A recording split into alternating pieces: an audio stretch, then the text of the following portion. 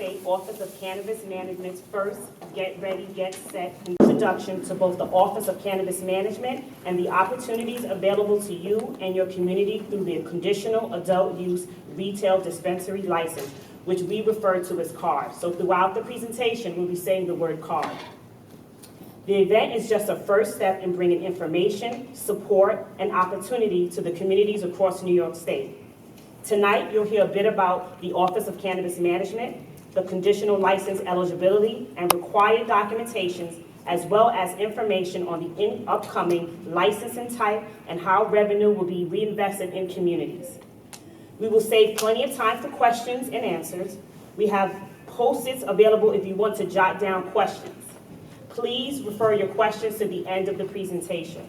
To begin, I want to introduce my colleagues and co-presenters, Talil Magoo, Deputy Director for Legislative Affairs for the Office of Cannabis Management, and Philip Rumsey, Manager of Intergovernment Affairs and Outreach. Thank you.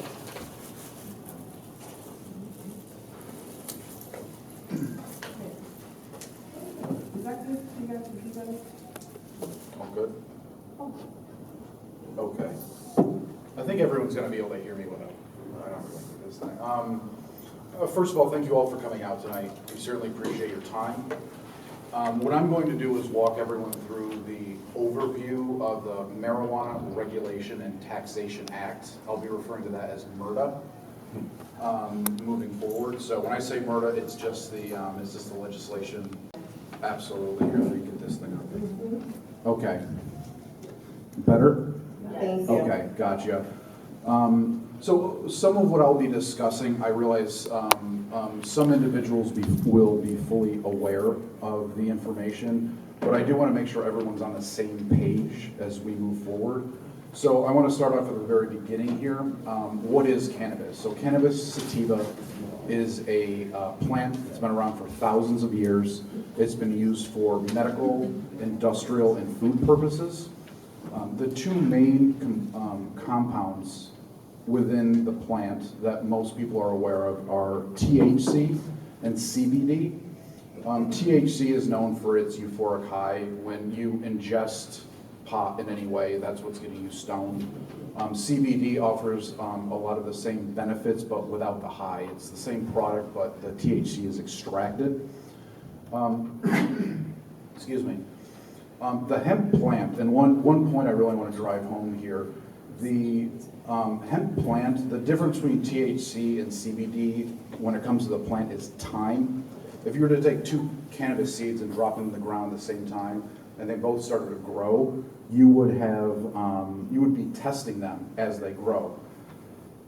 If the plant over here is 0.3% or less THC, and you pluck it out of the ground, you can take that and you can start creating the CBD products that you see in the stores. So that you can put it in the cream, the shampoo, the tinctures that you see in the gas stations all over the place.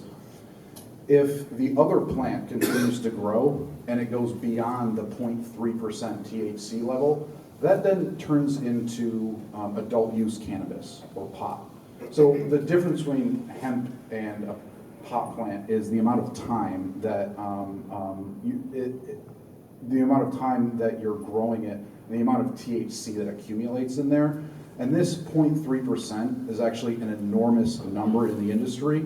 If you were to take the plant out of the ground and it had 0.3% or less, you could manufacture that. You could sell it to someone in Alaska, Kentucky, Florida, wherever you want to sell it. It's legal. Federal government says it's legal. The state now says it's legal. If it goes beyond that 0.3%, federal government says it's illegal. It's a Schedule I drug, so you can't own it, possess it, sell it. You can't. Universities can't even test it. Very regulated drug. New York now says that if you have a plant that goes beyond the 0.3%, it will be perfectly legal to sell and consume that. So we're in complete contradiction to the federal government, and it's all based on that 0.3% difference. So what is MRTA? Again, Marijuana Regulation and Taxation Act. It was passed in March of last year. It legalized adult use cannabis, and it also expanded the state's medical and cannabinoid or CBD programs that already existed. The legalization represents a public health, a shift in the public health framework, and there's three main principles: social justice, economic development, and public safety are the cornerstones of the public health shift. So the Office of Cannabis Management, I'll be referring to that as OCM moving forward. So OCM was created by MRTA, by the legislation itself. The OCM is overseen by a cannabis control board, so there's a 5-member board, and they oversee the large bureaucracy of OCM. So what does OCM regulate? MRTA allows OCM to regulate all aspects of the cannabis industry. That includes the medical cannabis program, the cannabinoid hemp or CBD, and adult use cannabis. MRTA emphasizes social and economic justice, and there's 3 key principles in this. One being equity in the marketplace. MRTA sets a goal of awarding 50% of the adult use licenses found in the legislation to social and economic equity candidates. Second, record expungement. MRTA automatically expunged past cannabis convictions, and there's been nearly 400,000 records have already been expunged. Third, community reinvestment. So the tax revenue that's generated by the industry, 40% of that is going to go back towards rebuilding communities that were disproportionately impacted by the war on drugs and over-policing. And to that point, this is a greater breakdown of the New York State Cannabis Revenue Fund. As I just said, the community grant reinvestment, 40% of the taxes collected will be going towards nonprofits and community-based organizations within the communities that were disproportionately impacted by policing. 20% will be going towards drug treatment and public education. This is to help us develop statewide education campaigns and provide substance use disorder treatment for youth and adults. And lastly, 40% will also be going towards education. This is in addition to state funding. It's not to replace it in any way.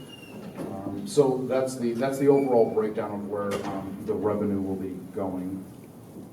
So some of the opportunities in the New York State cannabis industry. So I want to drive this one point here home as well as I can. There are 2 paths right now with licenses. So we have the conditional license, and I think that's why most of you are here. Conditional license is a standalone conditional licensing system. And that includes the adult use conditional cultivator license and the conditional adult use retail dispensary. These regulations are out for public comment right now. So again, that's one path. That's one path for getting a license. The other is the MRTA licenses. So the licenses that were identified in the passage of the legislation. There are 9 license types in MRTA. And these licenses will be included in the regulations that will soon be released. So I just wanted to make that clear that there's 2 different licensing paths at the moment. This helps to demonstrate a concept called seed to sale. And seed to sale is essentially the life cycle of the cannabis plant. So seed to sale, obviously you start off with the seeds, the cultivators, they grow it. There's laboratory testing once it's taken out of the ground. Laboratory testing is a huge part of MRTA. Laboratory testing will help us test for pesticides, heavy metals, and other things. From there, it goes on to the manufacturers. That's where they can take the bud of the plant and package it up so you can purchase it at a dispensary. They can turn it into a vape pen, wax, shatter, other concentrates. From there, it's tested again. There's another testing process there. Then it goes to the wholesalers or distributors, and then onto the cannabis retail dispensary stores. So if you hear this in the news or something, that again, it's a great visualization of the seed to sale concept. here are the MRTA adult use licenses. We have the cultivator, nursery, processor, distributor, retail dispensary. And I do want to make it clear, this retail dispensary is the one found in MRTA. It's different than the conditional license lane that I believe most of you are here to hear about, and my colleague will be going into more detail here shortly. So this retail dispensary, these regulations are not out yet. The conditional ones are. So we have delivery, on-site consumption, adult use cooperative, and micro businesses. The reason that these licensing systems were created this way, and then we have 9, is to take that seed to sale concept and chop it up. We're making entry points in the seed to sale system so that more individuals will be able to participate in the growing ecosystem that we're creating with cannabis. Otherwise, you would see very large companies or families or individuals with large quantities of money taking over the entire seed to sale concept. They would come in and they would have the farmers locked in, the delivery service locked in, they'd have their own manufacturing, their own retail. This licensing system allows us to chop that up and make sure that there are multiple entry points so that one entity doesn't take over the entire industry. This is a good time to point out, on our website we do have a variety of FAQs, the frequently asked questions, and they're under the adult use tab on our website. We do have a lot more information on these adult use license types there, so we have a lot of great FAQs, so if you have some time, I would certainly recommend going there and just going through and seeing what might appeal to you. So what I just described was a lot of this was on purpose. I have 10 minutes, so I'll wrap it up here. What I just described was a very regulatory aspect of the industry and what OCM can do with the Cannabis Control Board. And this is a kind of think outside the box slide. So this is a list of just some ancillary businesses which an individual can be a part of, which does not need a license from the Office of Cannabis Management. So these ancillary businesses, or these secondary businesses, are kind of outside of the purview of OCM. For example, the packaging and labeling, e-commerce websites, hydroponics, vertical agriculture, nutrient suppliers, payroll companies, real estate accounting. These can be pre-existing businesses which could potentially tap into what's projected to be a multi-billion-dollar industry in New York. So if you have an existing business or you know of someone, you can intertwine yourself with the cannabis ecosystem that we're creating, and you won't need a license from OCM. So, you know, there are a lot of opportunities, and again, this is kind of a think outside the box, be a little creative. A graphic artist, perhaps, doesn't need to come to OCM to design packaging for something, right? There's other ways of getting involved in the industry that are outside of those 9 licenses.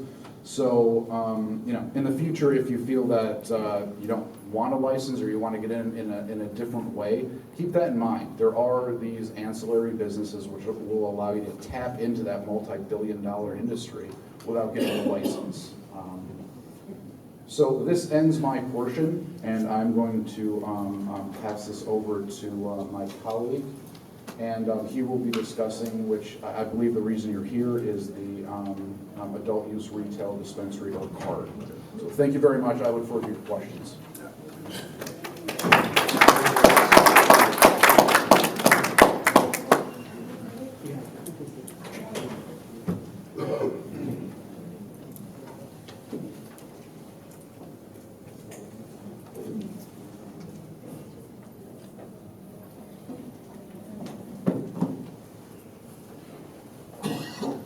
Hello, everybody. How are you? Good. Are you able to hear me? Yep. Okay. All right. So, as Neveline and Phil said earlier, my name is Talil Magoo. Everybody calls me Ty. I'm an attorney with the New York State Office of Cannabis Management, and I'm the Deputy Director for Legislative Affairs In that role, I basically liaise between the New York State Senate, the New York State Assembly, the governor's office, and the governor's team on all things cannabis, right? So I deal with legislative bills, I deal with the budget, I deal with regulations, I deal with any policies that we have going on, and then I interface with the public like I'm doing right now to educate people on areas of my expertise and to support my team. So what I'm gonna do now is talk about CARD.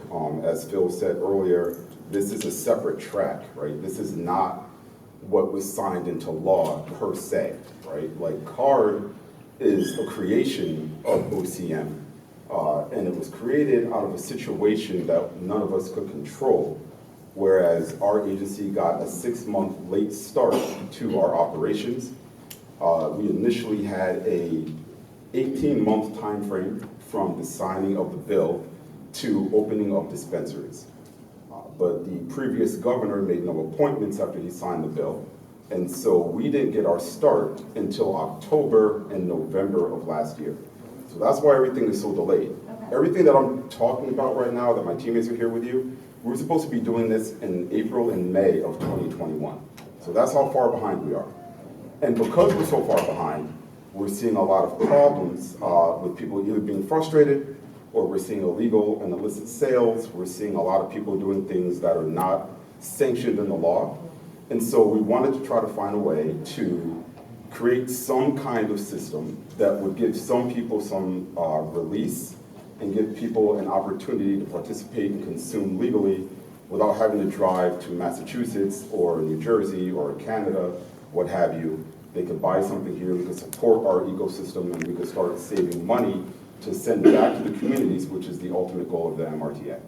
So that's just a quick understanding of why we have CARD. So let me get into the slides.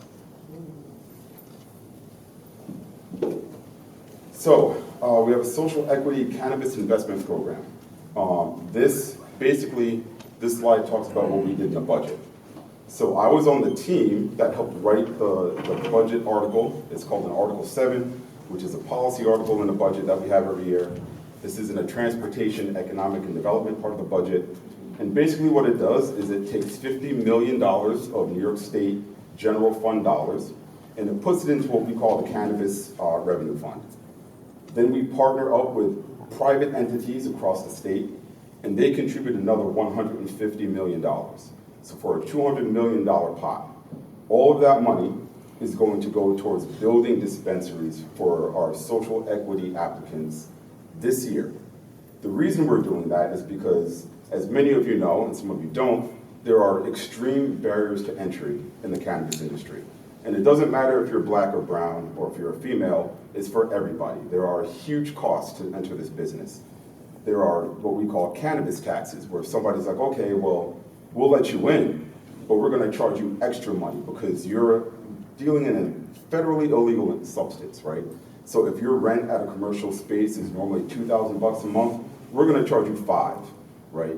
And we're gonna make sure that we're protecting ourselves and making as much money as we can off of you, right? They're gouging people. And it's legal because the substance is illegal at a federal level. So we created this fund to protect people from that kind of practice. What we're going to do is have New York State, instead of having people go out and try to find rent, find loans, find partners, we're gonna build this for you. You don't get a check, you don't get any money, what you get is a key to a dispensary that's been built, the security apparatus has been set up, it's been furnished, and everything is on the run for you to just walk in and start your business. Now, that's only a piece. What's gonna happen is you're still gonna need to find partners. You're still gonna need to work with our conditional cultivators to get the product to your store. You're still gonna have to brand yourself, right? But we're cutting down massive barriers to entry by letting you take part in this program. The thing about it is that there's limitations to this program, which I'll get into a little bit soon, a little bit later. All right, so this basically talks a little bit about what I was saying earlier about, taking down barriers to entry. But what we really want to focus on are the people that are going to be working these dispensaries. These are going to be people who are justice involved, right? And what that means, it's a technical term, it means that you've had some type of cannabis conviction in your past, right? If you've had a cannabis conviction, you've been disproportionately impacted by the war on drugs, we want you to be the first people to open up a dispensary. However, As I said, we're giving away $200 million. And it's not strictly a giveaway, it's a loan. So when you start to open up your business, you're going to be making payments back to the state for the free, maybe it costs $500,000, maybe it costs $1.5 million to build a dispensary. You're going to be paying that back slowly over time.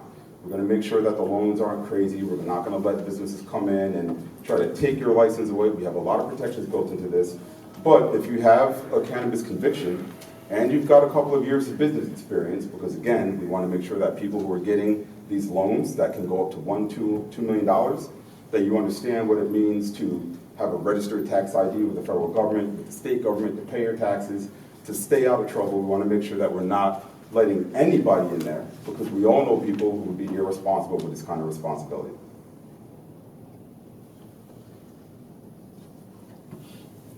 The conditional adult use dispensary, right? So again, this is what I just talked about. The people that are eligible are the individuals I just said, but we're also allowing organizations, not-for-profits, to register and operate dispensaries as well.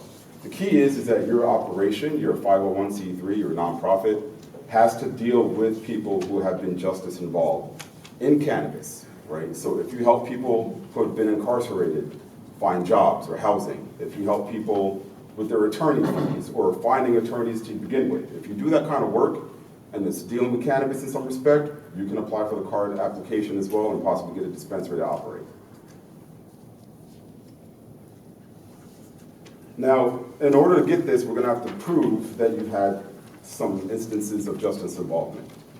I personally have been justice involved, and I know how to go ahead and get my records from the police departments where I've been arrested in my past.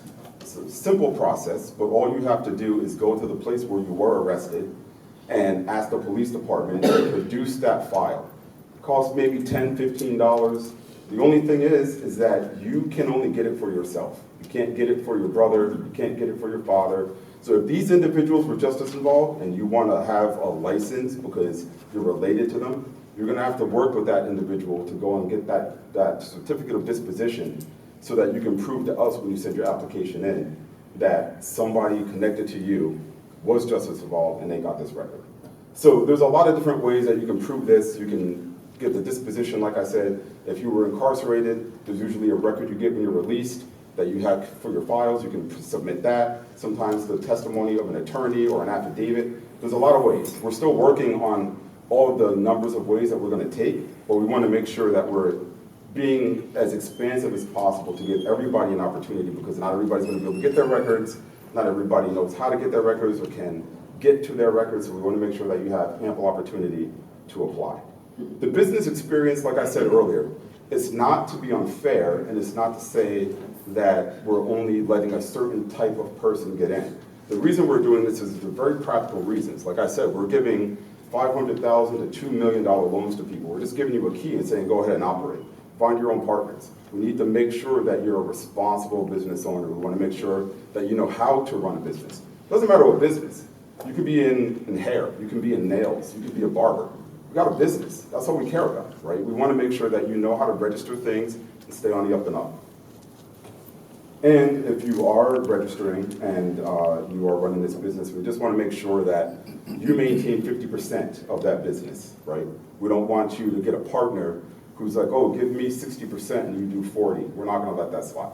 The person who has been justice involved, who paid a price, the person who's putting their neck on the line, they've got to be the majority owner of that business when you register. That's the point behind that. So right now we're looking at card applications. They're not out yet. As Phil mentioned, we're still in the public comment period. The public comment period is 60 days long. So this will end on May 31st. What happens is those comments come back to us. There could be 200 comments, there could be 2,000 comments. People like myself read through all of these comments.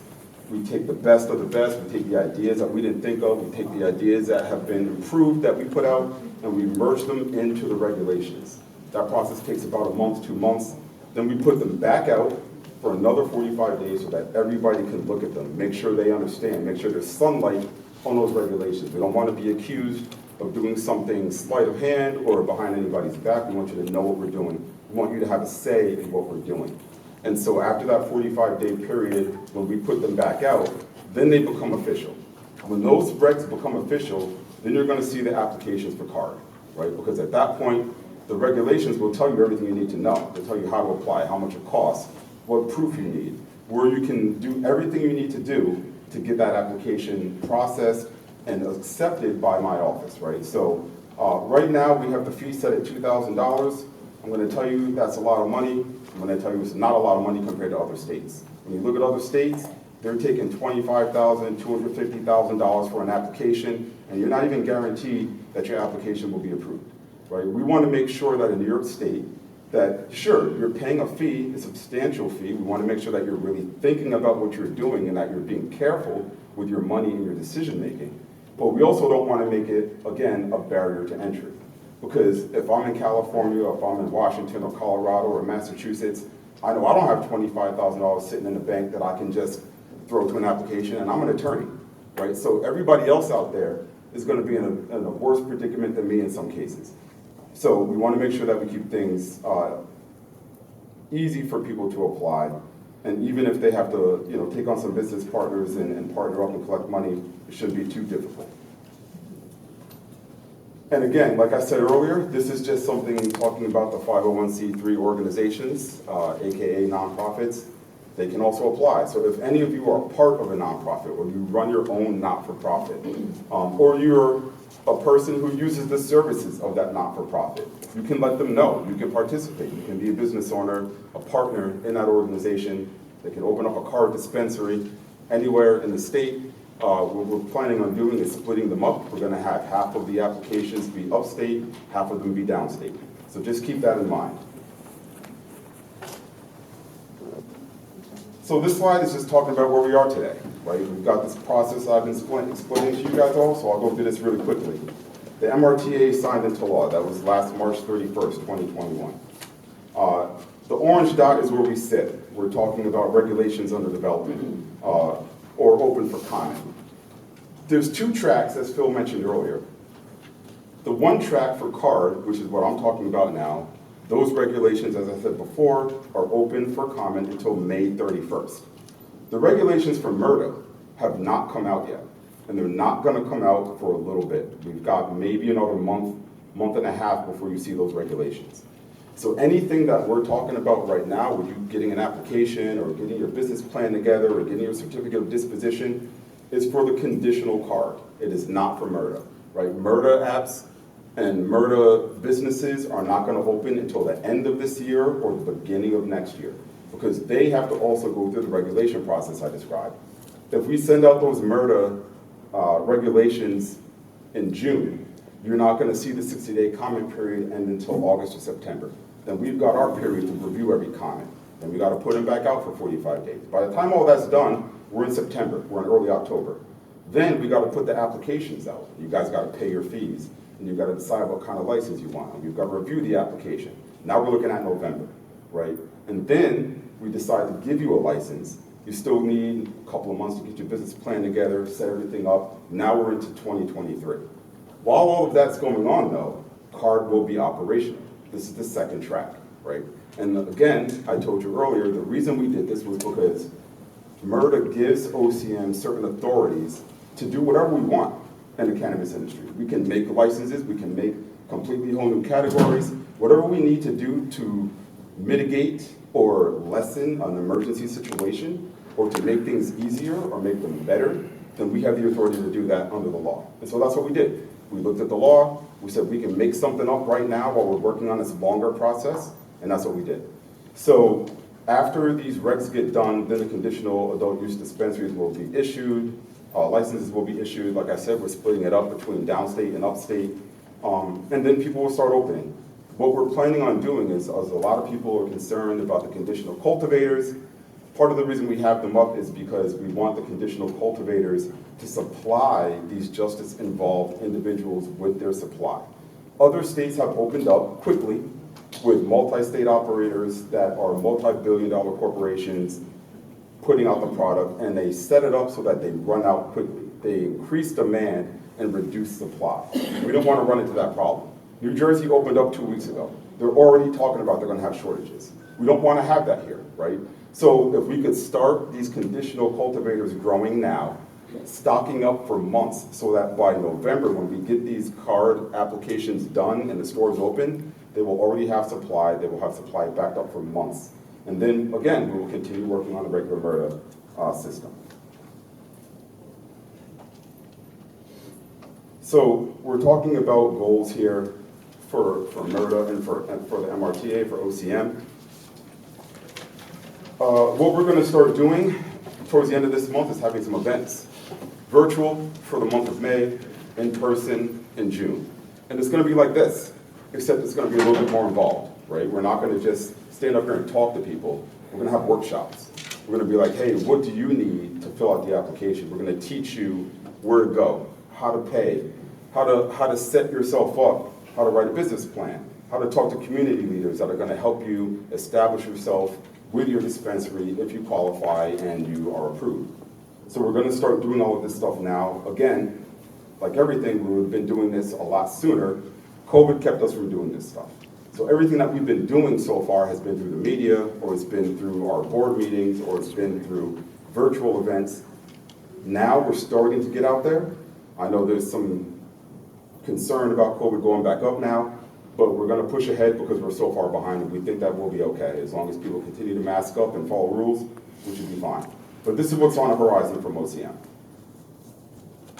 And when you come to these events, we want you to participate. We want you to share. We want you to be engaged. We want you to tell us what pisses you off. We want you to tell us what you think is working. We want you to tell us what you think is great. Everything that you have on your mind, we need to know, because we need to make sure that our industry reflects the people who are going to be in it, the people who are going to be consuming and purchasing products. We want to make sure that we have the best industry in the country. Right now, we do, comparatively. When you talk about what our law allows, what our law wants to do to protect people, no other state comes even anywhere near close to New York. Not even close. And when you look at New Jersey, sure, they opened up quickly, but they're an absolute mess. They're an absolute mess. They've got tons of lawsuits because they haven't given licenses to black and brown people. They haven't given licenses to women. They've let the big businesses make all the production. So we don't want to do that. But we're still going to make some mistakes, and you're still going to be upset with us. We want to make sure that you are telling us when you are upset. And we have the public education campaign. This is something that I'm sure some of you have seen. I was in Crossgates Mall the other day in the food court, and I saw the huge banner, Cannabis Conversations. You'll see these spots on the radio. You'll hear them. You'll see them on TV, your social media. They're coming across on Instagram, Facebook. Basically just telling people what they need to do in order to stay out of trouble with cannabis, which is don't drive while you're high. Don't let your passengers drive, even if you're not driving. Even if you're driving, you're not smoking. You got to be 21. All of these things is what the public education campaign is about. So I will leave it at that and let Neveline come back and talk. And I look forward to taking your questions. Thank you.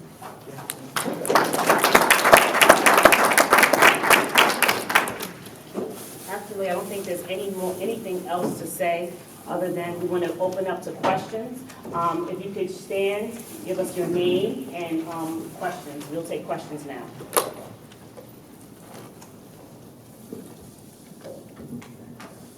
Don't be shy. Oh. Yep. My question is, when can we start applying for the application? Or is it clear on that? So are you referring to CARD, the conditional dispensaries? Yes. Okay, so, no. So they last for 2 years, right? When you get the conditional license, whether it be a cultivator or a dispensary, those will expire. Other states have allowed their conditional programs to go on into perpetuity because they have been so bad at setting up their systems. We don't want that to happen to us. We want the conditional to be conditional. We want it to end so that the regular murder programs take precedent. So to answer your question, when those regs that are out now, when the comment period ends on May 31st, then like I said, we're going to take those in. We're going to look at all the comments. We're going to fuse everything together, put it back out for another 45 days. So we're thinking the applications for the dispensaries for CARD should be out sometime in the late summer or early fall. Because remember, those dispensaries will open up at the end of this year. So at the end of this year, card dispensary will be open. So there's no actual date. I can't get There's no actual date. There's no date yet for the application, but the application will be going out sometime this year, and the dispensary would be open up by the end of this year. So we can't give you an exact date, but it will be at the end of this year. One thing I just want to add real quick, when the conditional license does come to an end, you will be able to apply for one of the MRTA dispensaries. So you will be able to apply and try to roll your conditional license over to make it a permanent license when that time period comes to an end. So they would email everybody that put their email in that co-wash. How will we find out? So if you should sign up for the Office of Cannabis Management, we have updates. When those applications come out, if you are signed up to our website, you will get an update that the applications are out. So I would encourage you to go on our website and sign up. If you signed in today, you're in our computer system, so it will be updated. But I would check, constantly check. Question? So you want us to say your name? Yep, you can. All right, so I'm Matt Leonardo. So I have a couple questions, but I'll try to give those people a chance. Yes. So on the criminal convictions, is a criminal history background check, like the unified court system, will give you a sheet of all your convictions if you have a person's name and their date of birth. Is that going to be acceptable? Like, do you need a certificate of disposition, or are there other manners that you can prove the conviction? So you don't need a certificate of disposition. It's the most common one. What you're talking about can also be used. So someone with a record can apply or cannot apply? We only want people with records to apply. Right. So gun charges, all that is all good? No. Well, Can't. let's be careful here with that, right? So, yes, ancillary charges will be taken into consideration. What we're looking for, though, are cannabis-related charges. That's what we're looking for. Now, in any business in this state, certain felonies automatically disqualify you. You've been convicted of kidnapping, you've been convicted of sexual assault, murder, probably not even gonna be able to get a barber's license in some instances, right? So I wouldn't think about that kind of stuff. But if you've got a cannabis conviction, and maybe some weapons possessions or some assault charges, you might be okay, right? It's a scale. We have to look at the seriousness of everything, how long ago, what the charges were. But what gets you in the door is a cannabis conviction. Hi, my name is Fabio Matlock, and I am the owner of the Drinking Board Farm. And I have a couple of concerns that I want to voice here. One is they're talking about a loan for people who have dispensaries and so forth and so on. I don't understand if we're talking about social equity and what have you, we're not thinking about harm reduction from the top down. And that there should be some avenue by which you incorporate an aspect of waiving some of, like they paid for so long, I can't think of it right now because I'm so hot. But you get a loan, you pay for so many years or what have you to keep the loan, and the rest of it is amortized or what have you. Loan forgiveness. Right, yeah, well, yeah, however you call it, I don't know what they have different rules, names for the federal government and the government. And the other thing is that I've been watching how you handed out these conditional licenses. As a black farmer, I'm highly pissed and highly offended because you put these stipulations in place saying that you had to, in essence, get your license from hemp to produce and grow hemp by December 21st of 2021, but you had to have cultivated and processed at least 2 years prior to that. That means by 2019. I reached out to the office personally and identified myself as a low-income, female, black farmer in 2019 and asked that they assist me because they said it was a new office and no one had all of this, whatever, and getting my license so I could do the very thing that you allowed all of these white farmers to do. Okay? And the other thing is, I'm so pissed off. You all have nerve to stand before us and say you didn't do it because there wasn't enough black farmers. How dare you?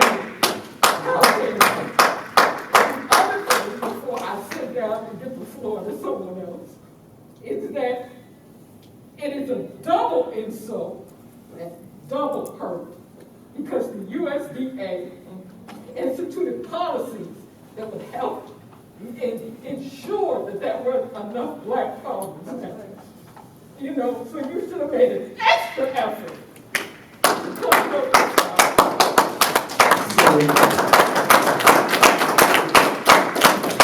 The so first what thing, is the recourse now? so the first thing I want to say is that I 1000% understand your frustration and your anger. Your understanding is not going to help me get You to have where to- it is we need to go to fix You have to and give me a rectify. chance to finish my answer, okay? I understand your pain and the pain of lots of people who are farmers across the state. But I have some things I need to say to you, first of all. First of all, the conditional program is the conditional program, right? The MRTA outlines 4 categories of social and economic equity applicants that get priority, that get incubator programs, they get 0 interest or low interest loans, they get free business development, they get all kinds of other programs that we are still in development because we want to make sure that we bring in as many people thinking about the historical facts of the FDA and basically keeping black farmers out or taking black farmers' land and making sure that it was given to white farmers from the 1920s up until today. We're well aware of that. We understand that. But what you are confusing, and I don't mean confusing in terms of what you're feeling, is that what you're concerned about and what you want to be done is what we want to be done. That is part of murder. That's part of murder. It's not part of the conditional program. The conditional program, like I said earlier, was an invention of OCM given by authority of MRTA that says we can institute any emergency measure that we feel necessary to move things along or to mitigate issues in the ecosystem as they stand at that time. At the time that we created the conditional licensing, the conditional growers, we were faced with a multitude of issues, right? It wasn't that we were saying we're going to put farmers like yourself on the back and forget about you, that we're not still going to give you all of these services, let you come in, run your farm. That's the plan. We want people like you in the system. We want people like you growing and cultivating. But we have to have money and capital to institute a lot of these programs that we want to offer all of y'all. We don't have that money. Other states have tried to institute their social and economic equity programs after they opened things up. They said, why don't you trust us? Why don't you let us give the money and business to these big operators, and then all the money comes in, we'll start your social equity program for you. And every single state that did that has failed so miserably that every state that has done that is in mountains and mountains of litigation. We did not want to do that.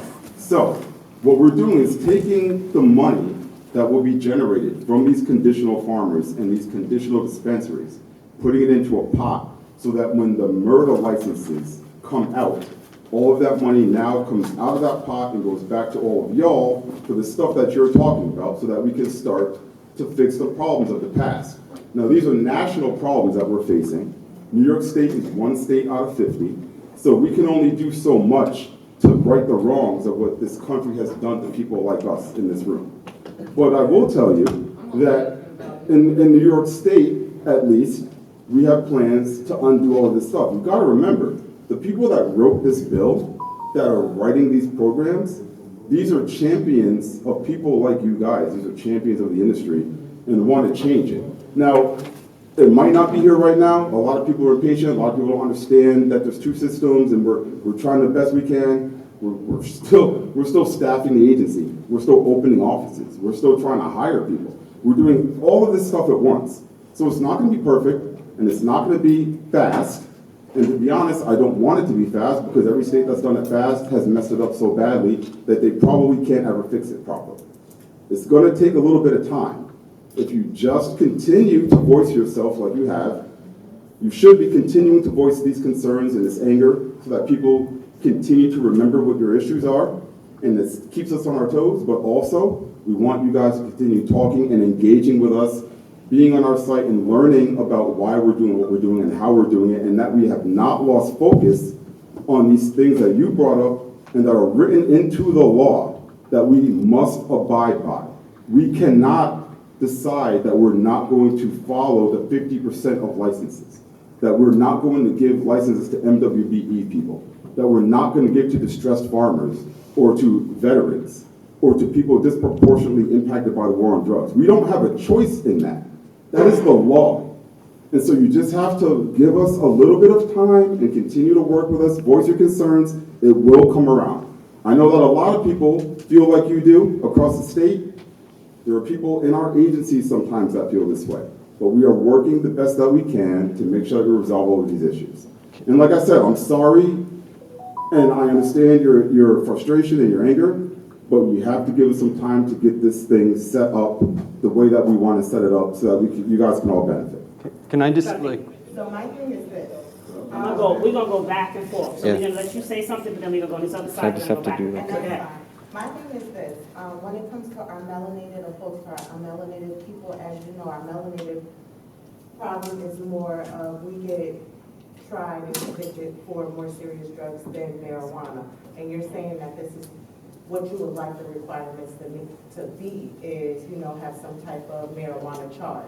As you know, our melanated people are more charged with coke, crack, and those things, where our unmelanated people will bow down to a marijuana charge. How is that going to affect our melanated people that is applying for something as far as opening up a dispensary, because it is drug related, but it's not on the crack side or the coke side? How are you going to address the melanated people as far as that type of community aspect? I think it's also important to note that there's two different tracks here. Like there's track 1, and that's the conditional. There's track 2, that's the not conditional, right? I'm gonna say that for that. So when you talk about like the farmer, when you talk about what you're speaking of, that's gonna happen on the unconditional. We have to do track 1 to basically build the industry. The monies that's gonna come from track 1 is gonna fuel track 2. So it's not to say that if you have a crack conviction or another conviction that you can't get it. It's just to say for the first, and that's only up to 200 people for the first, because those businesses is really going to have the industry on their back. That money that we're going to take from that is what's going to build the industry. So I think we're getting a little confused. That doesn't mean that if you have a crack that you can't get it. You might not be getting on the first track, but you can still come in on the second And that's second what I'm track. asking. So you're pretty much hindering those that may have a scale of that on the first track. No, So how is I wouldn't that? say we're hindering people. You gotta remember, right, that we have very specific strategic goals for these first dispensaries, the card ones, right? We have to make sure that they succeed. That's why we have the business experience, 2 years of productivity and such. In terms of cannabis, right, this is a cannabis law. This is a law about weed, right? So weed is going to take center stage in this law for this program. I understand what you're saying, right? But if we're going to do something out of an emergency appeal, we're going to make damn sure that the emergency appeal stays with weed, cannabis. And I Now, understand what you're saying. for the But what secondary, I'm saying also hold on, let me is finish. already Let people me that are finish, let me coming finish. out of the crack and the coke, I understand. something that they're going Let me into. finish. So how are you not going to But hinder them you have to- from you have getting to- going? You gotta let You him gotta- finish. you You gotta gotta let be me real finish. respectful. That was- We have that to was- let him finish so he can answer. That was part 1 of my answer. Part 2 of the answer is that, again, in other states, you'll see that if you have a felony, or sometimes even in other states, a misdemeanor, you can't even apply to work in the cannabis industry, okay? Can't even apply. That's in 15 out of 17 legal states in this country right now. In New York, we're not doing that. In New York, when we get to the murder licenses, whatever you have, we don't care. We don't care. We're not going to tell you that if you have a crack conviction or a heroin conviction or a gun possession that you can't apply. We're not hindering anybody. It's just not here yet. It's just not here yet. We're not saying that you're not going to ever get the opportunity. We're not saying that, well, we're going to keep these people in if you've got a cannabis conviction, but everybody else, you're out. We're not saying that.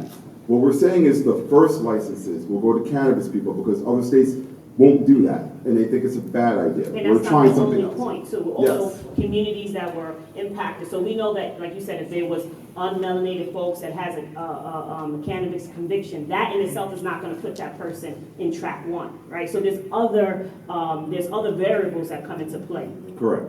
So we're going to go on this side. Yeah, just like, so a quick question. So like, we don't have to look too far for research on like black and brown farmers in New York State, because there's a recently published racial equity working group report on black and brown farmers that showed there's only about 1.3% proposed a support program requesting about $10 million, which seems like a drop in the bucket when like Cultural will give like $600 million for a stadium or something like that. So with policy, with business, time is money. So if we're allowing these vast majority, I think there's only one black cultivator that got the license. If they're allowed to, and you could share the demographics perhaps, they're allowed 2 years growing, right? You just said like several months to prepare their crops, guaranteeing them this wealth, right, to sell through the dispensaries that are going to be set up here, right? That's a hell of something that Fabayo lost out on, right? And it's something that maybe I think it's key for y'all to maybe think about. So if the conditional dispensary licenses can have a comment period and be adjusted, the cultivation licenses, is that also the case too? Are they conditional? Do they have a comment period as well? So the conditional, first of all, I'll address something about the number of people of color that have been farmers that got the dispensary, the conditional cultivator license. I don't know that number. I don't work in licensing. I don't know how many farmers. I also don't work in ag and markets. So I don't know what the demographics are. I do know that, as you stated, in New York State and in all states in this country, because of past policies, we have a dearth of black farmers, right? There's a problem with that. So like the pool that we're trying to take from is already going to be low. I don't know how many have gotten a license. There's also only been 52 handed out. We have a meeting tomorrow where we're going to hand out another 33. We have a meeting on the 19th where we're handing out another possibly 50.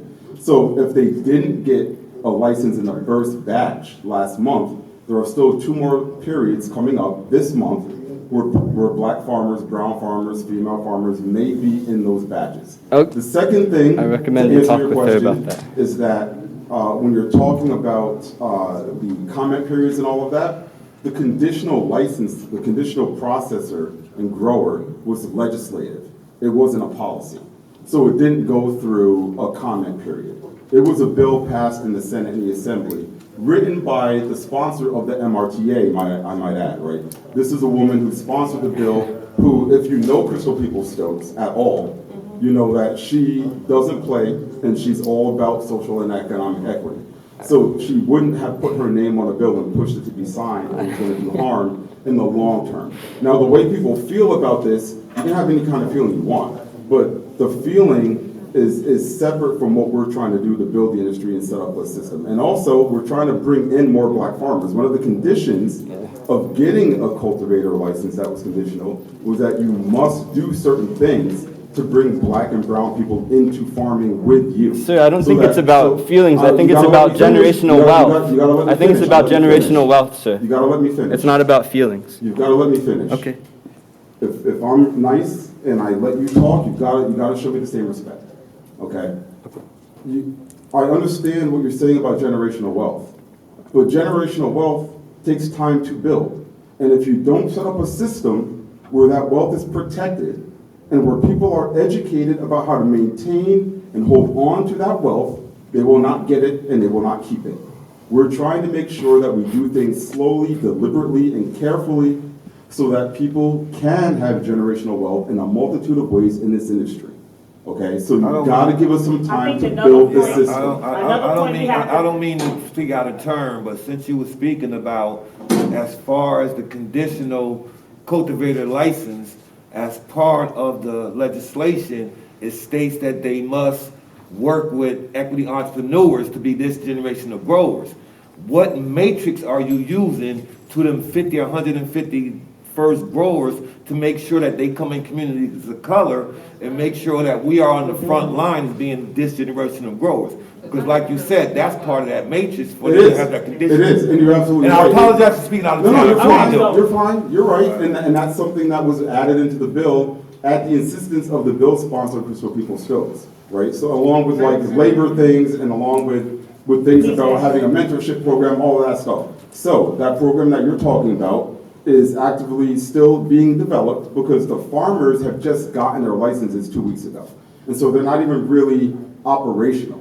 But we want to make sure that if they want to keep that license that we gave them 2 weeks ago, that people are going to get tomorrow, that people will get on the 19th, we want to have a program that people can apply to and learn to cultivate and grow. And even if you're already a legacy operator and you have your own grow, you can still associate yourself with one of these hemp farmers who are now growing adult use cannabis so that you can learn how to transition your grow into something that is going to be passable by ag and markets, and that when it's time comes for you to apply, you're already set up and ready to go. You don't need to be inspected. So we're All right, we're working gonna- on we're that. gonna- It's My just not concern, out but yet. my We're gonna concern, move to this side. I'm sorry, but my concern is, right?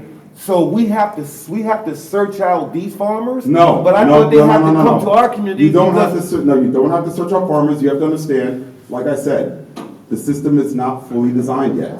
So I can't tell you how it's going to operate. I can tell you we're not putting the burden on black and brown people. That's not how we're setting it up. We're not gonna set it up so that now we're saying, oh, we'll give you this opportunity if only you can find it. That sounds like the US government. That's not what we're doing. Another point I want to make is these comments and these thoughts and these are really important. It is so very important for you. It's out for comment period now. You have to May 31st. So all these thoughts, all these comments, your thought is excellent. Please submit it. If you're just saying it here and it's beautiful, we'll talk about it. But if you submit it, the attorneys have to take a look at it. I'm gonna make sure. Please do. Okay, so right here. Hello? Yes, I got a few specific direct questions, right? Yep. One is for the ad administration guy, right? Your name? Just say it. Phil? Phil, yeah. Phil, okay. So you spoke of earlier about the hemp guys. Hi, my name is Quentin. I'm the owner of the Grow Collective, Horticulture Education in the community, right? So my question was, right now, CARD's cultivators provisional license is only applicable for research hemp farmers with a certain, have for a certain amount of time, right? This is conditional? So yeah, so the conditional cultivators right now are only for people who have been hemp farmers in New York State, registered with Ag and Markets, yes. Okay. So, and again, I grow marijuana, so I understand. In its veg period, they have to pull before pre-flower for it to be considered hemp, right? That's correct, right? Yes. Okay. So these farmers who were the first to be able to get these licenses have never flowered plants. I wouldn't make that assumption. I wouldn't make that Legally, they assumption. have never flowered plants. I wouldn't make that assumption. No, you don't have to, because you can't sell CBD. Legally, sure, but you're engaged in illegal activity, there's nothing to say that they haven't been either, right? No. Also, I will say this, right? No, I'm not. Someone, Since it's been legal. okay, fine, cool. I don't care if you agree when it wasn't legal, No, like, that's I'm fine. fine with it. Here's the thing, what I'm saying is that because you are, what's the word I'm looking for, like a licensed hemp farmer in New York State, doesn't mean that you don't know how to grow cannabis or are unable to because you haven't done it legally before, is all I'm saying. That's all I'm saying. Do me a favor. I don't really want to do word semantics things because I'm kind of in a crunch for time, so I just want to kind of get my questions out, and I'm pretty sure you don't hear the hems and haws, but there's a lot of fluff, and I would just literally don't have time for that. So It may seem like answer stuff to my you, but question we're trying to give directly. consistent, like, real answers. Do you have any other questions? Yes. Okay, please, so we give somebody else a chance. Okay, so at this particular moment, cultivators licenses are for farmers with land who already grown hemp, right? Correct. Okay, correct. So a person who has a property or building can't grow cannabis in an inner city or something like that? Is there any kind of side door entry for people who have the experience? Maybe you lived in California or something, you have access to a warehouse to be able to access these card cultivator licenses? Not for It's card, not card. because card is a law. For the space. But what you're talking about, people such as that have a grow right now or they're growing indoors, they're going to come in on the murder program. That's what they're going to be part of the licensing for everybody. We want those people in, but again, those regulations are not out yet, so I can't tell you if the grows that are out there now will be sufficient or if they'll be compliant. For instance, in the conditional cultivator bill, we initially had no lights. We wanted everybody to grow outside. We realized that was unrealistic. So we had to amend the bill and add lights. But most people grow with about 100 to 200 lights if you have a substantial grow. But we're trying to cut the carbon footprint down. We want to have space, and we wanted to allow for black and brown people who are farmers and want to come in to have their own plot of land. So we had to cut back the number of lights. So in the bill, you'll see it's not 100 or 200 lights, it's 20. We're only allowing 20. So like, you might have a grow now, it might be 50 lights, you might have to cut some of that out. Do you want to make that decision? You may want to. I don't know what this is going to be. I didn't work on that part of the regs, All right, last so I can't question. tell. Last question that we have. Okay, last question, my last question is, so a household, and I'm asking this for regular reasons too. A household of two adults can grow 12 plants. Is there anything that the OCM has put forth, or you guys talk about anything for the sale of one's personally grown cannabis? So again, the regulations that deal with home grow for medical recipients are the only ones that are under public comment right now. The way that the MRTA was written was that we want to have medical recipients be able to home grow first, because medical recipients need this as medicine. Many people can't get to a dispensary. Many people can't afford what's sold at a dispensary. Or the specific drug that they need, the specific strain, is not sold at their dispensary. Maybe it's only sold at 200 miles away. So we wanted to give those individuals the first opportunity to grow at home. So those regs are still under public comment. They will be done soon. Now, when it comes to someone like yourself, if you're not a medical recipient, or myself, I'm not a medical recipient, I want to grow at home, we want to first wait until the regulated industry has been up for 18 months. The reason for that is that we don't want to undercut the market that we've just created. If we're going to give a bunch of money to open up a dispensary, and then we're going to give everybody a license to grow and sell and move product around, we're not going to say, okay, now everybody at the same time grow at home and don't take part in this business. So we want to make sure that everybody's business takes at least 1.5 years to grow, then we'll let you grow at home after that. But medical people will be able to grow first, within a month or two. And then you're next. Go ahead, you stand up.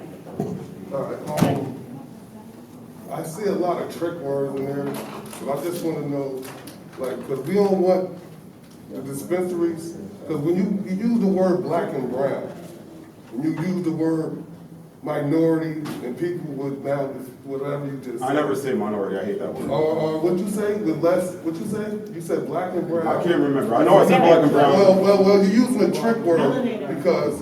She said melanated.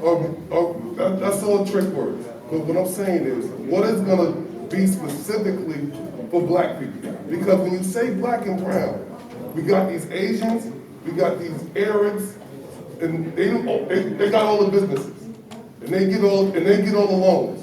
So, what do you mean when you say black and brown? But it's not We just talk black about- and brown, it's also who's been impacted by the war on drugs. See, When we right, look let at me that, see, right. when we look at that, that's black people. It's black people. But you can't, but when I'm saying that, see, those are the political words that always keep us on the bottom. You can't say the people that have been affected the most, then you got a bunch of immigrants coming in your area, open up stores. But the data shows data looks at, it is black people who was in prison for drugs, period. But I'm saying So what would you want us to say? Okay, but I'm saying. I will say something, sir. What I'm saying is the data shows that. Right. Would it be that one Asian that got a charge and he got the business? But we haven't seen, I mean, we're not trying to do that. I hear what you're saying, it's I see it walking down the possible. street every day when I look at a store. I understand that, but you're talking about regular businesses, But I'm saying, like but liquor these are the stores same- and convenience stores? These are the same That's different.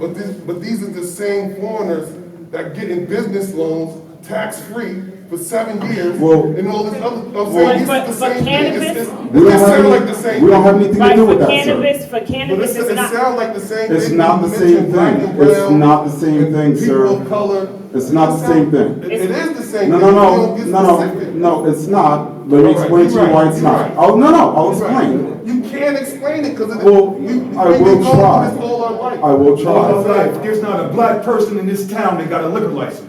Just to use that as an example. No, There's not no, a black first person of in all, this town. I gotta say that. Okay, Wait a let's, second. for us to The be reason I constructive, said- I hear what you're saying, the but we reason I gotta s- be constructive, which Yeah. means we have to let people talk. gotta We be understand your frustration, and the one thing that I'm gonna say is so important, that your feelings and your thoughts, you gotta write them down on paper and you gotta send them. You know, as a people, that's what we do. We sit here, we talk, and we that's not a talk, feeling. but we don't, no, I'm not saying the feeling, your thoughts, it's a fact, but you gotta write your fact down so that those that make these decisions could see that. I hear your frustration, that you're right. I was a small business owner, and I couldn't get a loan. So I understand, and I understand that the immigrants, they were able to get tax breaks for 6 and 7 years. So I feel you on that. But what I'm saying is, this is a little bit different because they're looking at the data. If they come out with a whole bunch of card dispensaries and they're all white people or all Chinese people, then we know there's a problem. Because when we looked at the prison, they weren't in the prison with us. So we understand Let me that. explain to you how we're gonna try to do the data so that the people get the licenses that should get the licenses, And then I need okay? him. Here you go. Sure. So here we go. I told you I wanted to try to explain to you. Before I do that, I want to address your concern. When I said liquor stores and convenience stores, I wasn't talking about anybody in this room or anything. I was talking. No, but that's what hold we on, I live. know. I'm just saying, in real time, it's people in this room, I come from Albany, New York. which I is know. the capital- I met you at caucus. We talked. Which is the capital of New York State. You can't, use data. You can't identify not one person of my color in my whole, my life. I'm 62 years old. I have never seen a black person own a liquor store. Understood. I've never seen a black person own a corner store. Understood. And you got these politicians down here that, this is racism, man. Understood. Listen, but This is hold what I'm saying on. to But you. wait a I'm second. gonna shut up after this because this is what's going on in life right now. I done been at this too many times. I done seen this. I done been down in them offices.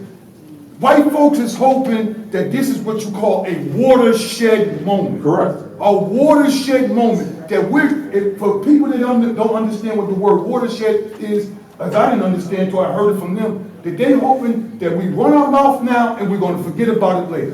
What I'm saying to you right now, you gave away 52 licenses. This foundation is everything. The stronger the foundation, the stronger the house. And anything you do in life, the stronger the foundation. Out of the 52 people, how many people was black? We just talking about the foundation. We ain't talking about the 33 you giving up next, or the Understood. 50 you giving up next. Understood. We talking about the foundation. Okay, I The understand. foundation you should. I don't know that answer. I'll tell you No, one. hold on. I'll tell you one. Maybe it is one. It is Maybe one. it's three. I It don't is know. one. What I'm That's telling why I'm you here. It is one. is that the businesses that you're talking about, but you've never seen, people that look like you and I run them, that's not what we're engaged in right now. all We're the same engaged, thing, it's man. not But you the saying same we have to thing. have Let 2-year business let me experience. explain, let me explain. If you want an answer, I can give you one, but you have to let me give the answer. For those other businesses, they're not doing what we're doing right now. We haven't completed it yet, but we are doing it now. In order to drill down and find people in neighborhoods who have been disproportionately impacted by the war on drugs, first thing we did was reach out to the DCJS, Department of Criminal Justice Service for New York State. Have them give us every single person in New York State going back to 1978 who's been arrested for cannabis, right? Then we took all that information from 1978 to 2021 in New York State for cannabis-related offenses, and we broke it down by county. Now, some police precincts in those counties are giving us data on neighborhood arrests. If this is Albany County, they're giving us like, you know, this block, that neighborhood. That's what we want. That's going to teach us who's been impacted. Other counties have not given us that information yet, or districts, and we're trying to get that now. When we get all that information, and we know down to the neighborhood, to the zip code, to the street of where people live who have been impacted, those will be the people we reach out to. We reach out to them. We're not going to have people coming after us, fighting each other in line. We are planning on reaching out to you, but we have to collect all of the data. Now, the businesses that you're talking about where you only see Asians and Middle Eastern people, that's not what they're doing. They're not drilling on data. They don't care where these immigrants came from. They're giving them licenses and they're giving them loans and they're giving all that stuff. This is a different industry. This is a different industry, so we have a different system. We have a different system in how we're handing out licenses compared to states and federal government. We're not going that same route. We're looking at data on arrests. We're looking at where these people lived, and then we're going to target our money that way. It just is not completed yet because we're still in the process of doing it now. That's the answer. Well, my name is Raquan. I have a comment and then a question after that. Firstly, I think that a lot of the frustration that you're seeing in the room right now, is, especially in regards to cars, as that's concerned, is that the same energy that you guys have in regards to murder as far as social equity is concerned, I need to see that same energy in regards to cars. A lot of the frustration that you're seeing in the room is based on the fact that of those 52 applicants, those people that have made progress in regards to cars, they're the ones that are going to get that initial start, regardless of the fact that the reasons that you're doing it, which is to kind of supplement murder in the meantime. We want to see the same energy that you have for murder in regards to social equity in cars. It should be representative of those that are applying and being approved. That said, that's the comment for that. Now, my question is in reference to the discriminatory, to be quite honest with you, in regards to the requirement for having 2 years, to having 10% ownership at minimum of the business for at least 2 years.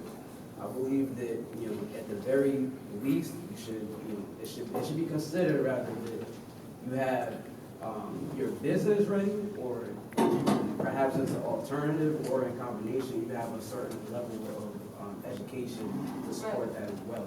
That should be something that's put up as an alternative to maybe not having, you know, 2 years business. Maybe you have a bachelor's degree and, you know, you've held the same position for a few years, whatever, some sort of combination to alleviate the exclusion of Black people. Because as you know, if you just got out of jail or something to that effect, it's going to be hard to find a job, it's going to be hard to open a business, and you're automatically excluded.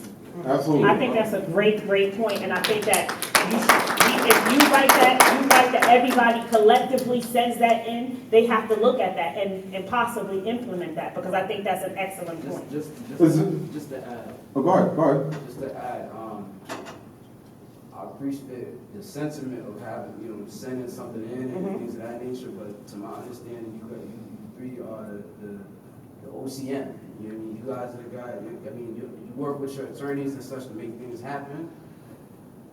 You know, like with anything, we see is who we can direct. Right.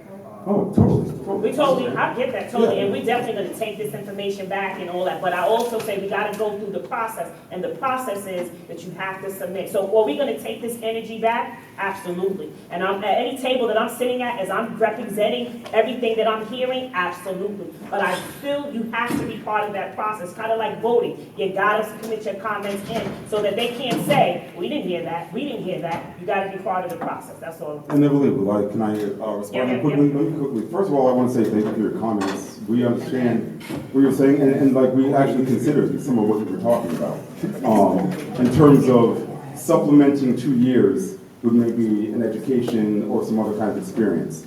But there's another thing that you mentioned as well, and I'll get into why we didn't go that route too. But there's something else that you mentioned was saying that the 2 years of business experience is going to kind of hinder some black folks who maybe have come out of prison and they could have done this, right?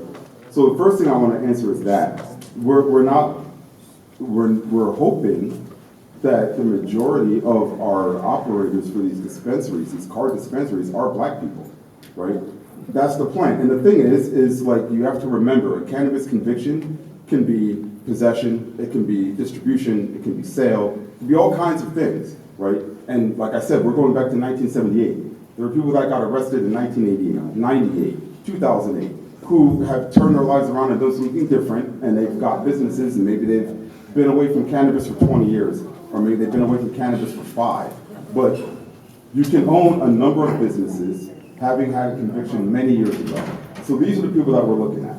The reason that we didn't use the supplemental education and experience was because, like I said earlier, we're giving you a sizable amount of money. I don't know any bank, or any family member for that matter, will give somebody $500,000 or $1.5 million if they don't feel confident that that person has some experience in handling money of that nature with that kind of responsibility. Not saying that somebody who doesn't have 2 years can, and we also are not saying that if you have 10 years that you're not going to embezzle from your business, because that happens all the time. But it's a baseline. Isn't that the point? Isn't that the point that if you're coming from a conviction, how did you get a bank loan to start a business? How did you have the ability to? I'm so sorry, but we got 9 minutes. I got 5, 6 minutes, and so I want to give opportunity to folks who have not spoken in the room. I'm gonna give you an opportunity. We can talk more after if you want. So go ahead. But ma'am, I didn't speak, I just added I on. can't hear you. Quickly, go ahead, sir. How you doing? My name is Saladin Amir. I just want to bounce off of what he said, because the policy isn't really, to me, matching up to the law. It's kind of exclusionary in a sense. That It's not the law, you gotta remember that. Well, It's Hold on. I read the bill, okay? So it seems exclusionary in the fact that, of course, just like you said, you wanted to reflect the fact of your statistics, the majority of the people arrested for marijuana are black. So these first 100 dispensaries should reflect that. The first 100 That's the plan. should be black, all black. That's the plan. At the same time, it's on a conditional basis, so that you want these stipulations. What are the demographics in this area? How many dispensaries will you allow? You said half up, but that's all the way up from New York to Buffalo, right? Well, you gotta remember, so we're talking about maybe opening 100 and 150 dispensaries initially. We're hoping to get to like 3,000, right? 4,000 eventually. So this is a very, very small drop in a bucket. And you're right, we're trying to make sure that these are not only just justice impacted individuals, but we want black people to get these licenses as well. 125 of them should be black. What's that? Out of the 150, the 125 of them should be black. Why can't 150 of them be black? No one's arguing that point. It's about who applies and who. And we also, right, it's about who applies, that's why it's about. It should be like that, then You gotta- automatically. When you put numbers in that though, it's hard to match those numbers if you don't have a pool to It should be a select set from. aside. What if it becomes hard to find those people? Are you going to temper it so that can be filled out, that mission can be fulfilled?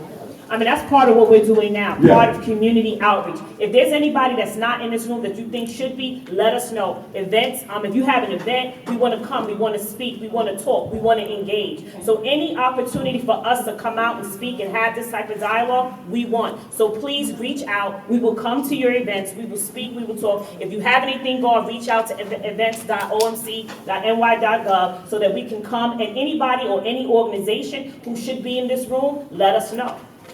We want it right here. First of all, I want to say thank you for having this event and trying to get the information out. And are you going to have other events in the future? Yeah, this is a continuous conversation, so yes, we plan. This is like a preview. You didn't do a lot of advertising for it, but going forward, we see the energy, we see the misinformation that is out there. We see what we need to do, what we need to be clear. We're going to go back home and say, okay, what do we need to do to be clear? And so this is a continuous conversation. It's definitely not a one and done. It's ongoing. We'll be doing this throughout the entire summer. And through the application process, we'll be educating people and visiting. We're going to be doing this throughout the year. So something that I think would be beneficial is that if you have a way of capturing, because there's some good questions that was proposed today, and what I'm hearing is they have to go to then resubmit them. And sometimes we're gonna lose good information and good points that could be presented. And I just think that it would be beneficial if you have someone there that would document, because you asking people to say their name, and then you could put, that quote to take it back to, have that, personal conversation. I heard Ms. Evelyn, say that she was gonna, bring it back, but I just think that, there was a lot of good points made today that, if you're trying to build something that is responsive to the information that's shared, it would be a good, practice to make that information leave when y'all leave. No, that's good feedback. We'll think of something with our team, because if people wanted to take time to put down in detail what they said while we're here, so that it's fresh and it's not forgotten. We have paper and pens in the back. I mean, we'll try to figure something out. Maybe we'll do something with an iPad or pencil and paper. I don't know, a voice. But we'll think about that. That's a good idea. Thank you. And then we got My name is Barbara. My first job was selling weed on Suffolk Boulevard in 119, and I never got busted doing it. And I also tried to grow my own little plants on the side because of the stipulation of, it's illegal, right? So then, heroin, crack coming out, so now I'm used to making money, so now I want to sell, I want to be the drugstore, I want to sell it all, But I never got a conviction on doing it, but I'm good at it. Yeah. Right? And I've been clean since 1989. I was in prison. I did a year. I had 1.5 to 3. I came out in 1991. 92, I had my own home. I was working at a job at the railroad. I was the first woman machinist welder. But because of discrimination, I couldn't hang in there. From that I bounced back. I was iron worker welder. For 11 years, I started as a journeyman. Everything was directed That means towards as a people. journeywoman, iron worker, they robbed me of my pension. I don't have a pension today. Yeah, please be respectful. But coming back to. And then we got a question. I own my own home. I went back to school. I got my bachelor's degree in labor relations. I tried to apply with the state jobs, never got in. I went under the disability part of it, and never got in. But anyway, I own 6.64 acres of land in Sullivan County. I just drove 2 hours to get here, and I definitely want to. Do you farm it? Do you farm the land? I've grown vegetables and stuff like that, but I'm farming. She's been growing since the 70s. That's a fucking job. Also help my mom. She has a garden next year in Queens. We have a garden here. I got photos of that. But I've been doing prison ministry since 2004, community outreach, and reconnecting people back to prisoners and their families. I've housed prisoners. I got one now that just did 35 years. It sounds like you could apply for a card application. It sounds like the work you've done and the experience you have, you'd be able to apply as a not-for-profit entity. Well, I have a 501c published in prison ministries. Have you signed up for our alerts and notifications? Yes, I'm on the board. You should be good. Okay.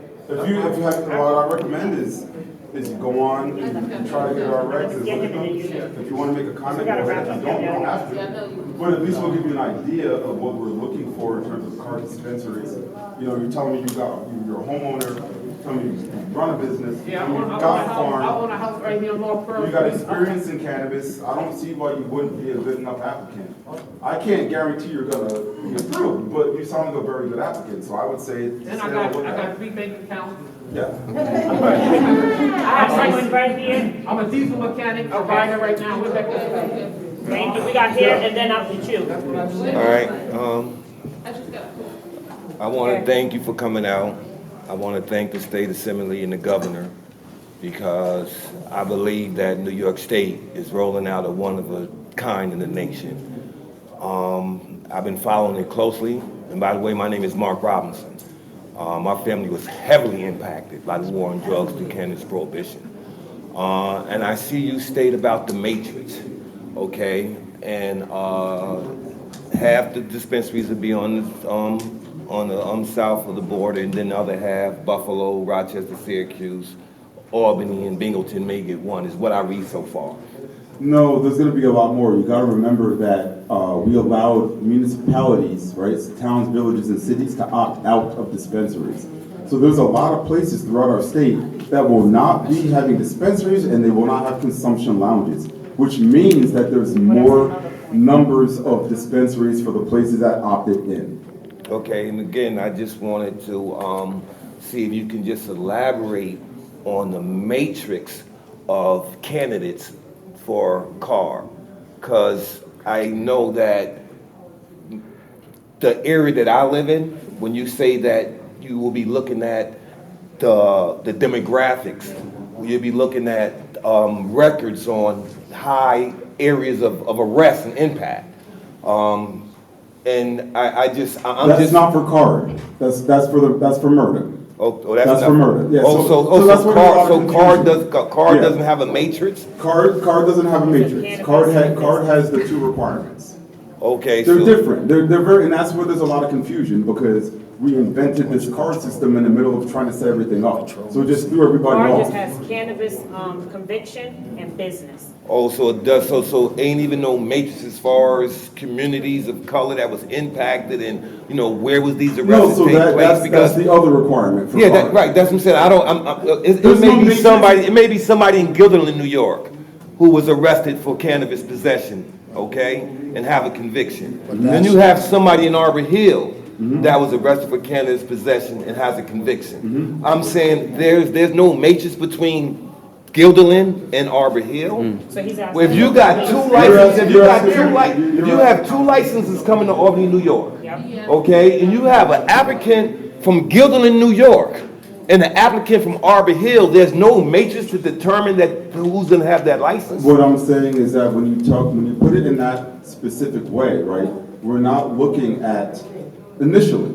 We're not looking at necessarily where someone's coming from. We're looking at, do you meet the requirements for CAR, which is a cannabis conviction and owning a business that has been profitable for 2 years, period.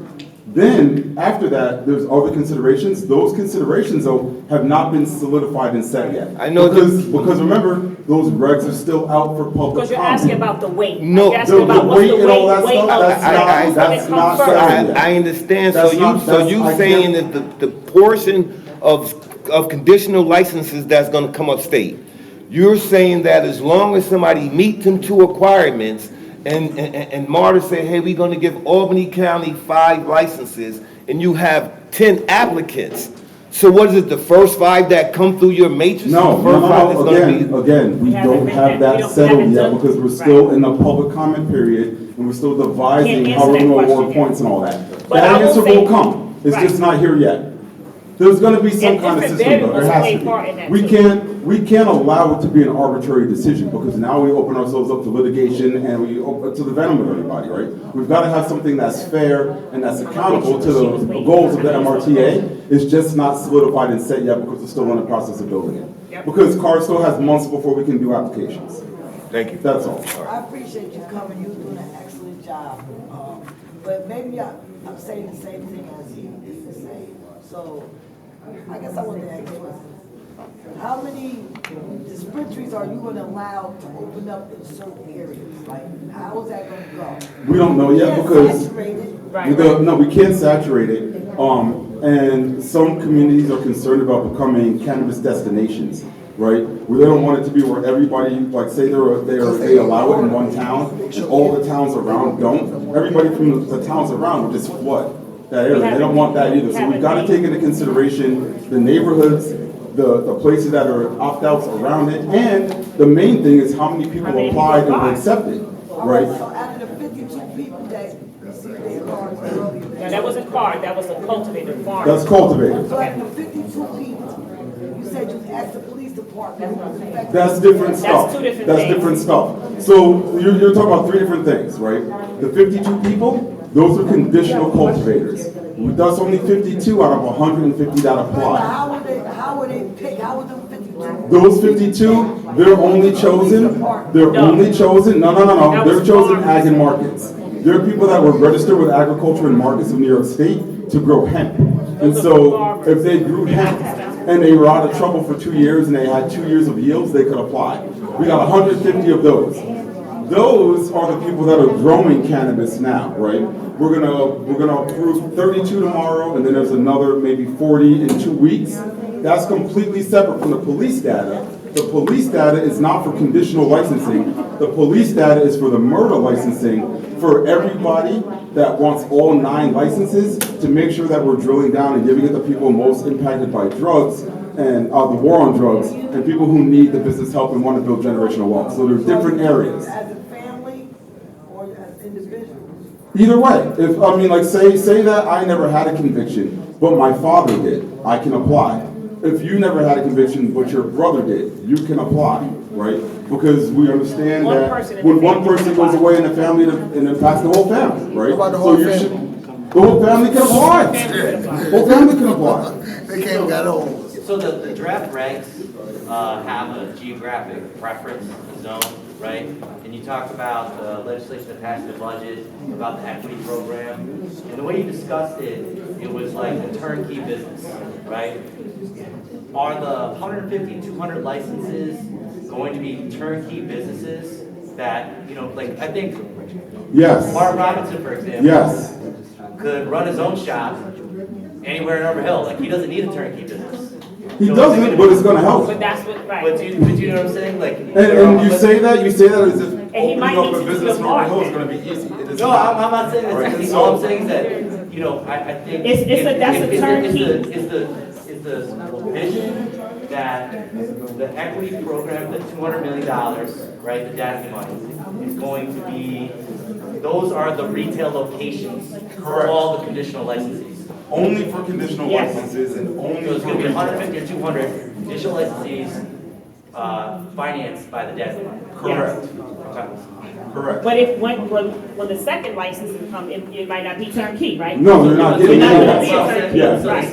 the state's the landlord for, so OCM is, or The DASNY. state is not necessarily the landlord, I don't know if you've read that section of the budget, I but did, but there's not a lot of detail about. how yeah, they're gonna and so like finance money. the state is not taking think we over got as it. landlord. I'm sorry. The state is taking over more as a loan provider, right? The landlord, the Which is lease like that, the the lease that you get is still gonna be, it's gonna be, set up through DASNY, but DASNY is not operating that lease. There's still a landlord that's separate in their own landlord business. But you're that gonna set the gonna- location. But the location is chosen, yes. Basically, DASNY is gonna go into a contract with the landowner and the site owner to set up the lease for that person at a very good rate. But once we do that, then we step away from it as a state. Unfortunately, we do have to end, but this has been wonderful. We are so grateful and thank you for the opportunity to come and speak with you. We will have other events. Please let us know if you're having an event. We want to come and speak and talk with you. Thank you guys so much. Be blessed. And be Thank safe. you. Thank you.